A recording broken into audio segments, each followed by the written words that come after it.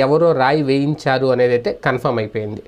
అది ఏదో ఆకతాయిలు విసిరిన రాళ్ళు కాదు, ఆకతాయితనంగా విసిరితే అది కరెక్ట్గా గురి చూసి అక్కడ జగన్మోహన్ రెడ్డి గారికి వచ్చి తగలదు.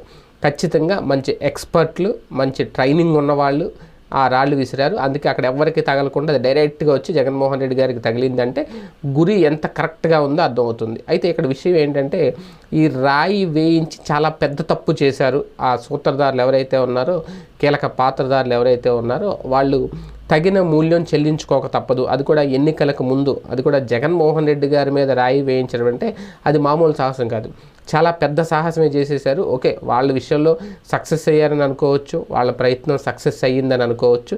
కానీ జగన్మోహన్ రెడ్డి గారికి నిజంగా ఆయన ప్రతిసారి అంటూ ఉంటారు, దేవుడి ఆశీర్వాదం, ప్రజలు దీవెనలు నాకుంటే నన్ను ఎవరు ఏమీ చేయలేరు, మళ్ళీ నేను అధికారంలోకి వస్తాను అని. మళ్ళీ ఆయన అధికారంలోకి వస్తారా లేదనేది రేపు జూన్ 4వ తేదీ తెలుస్తుంది.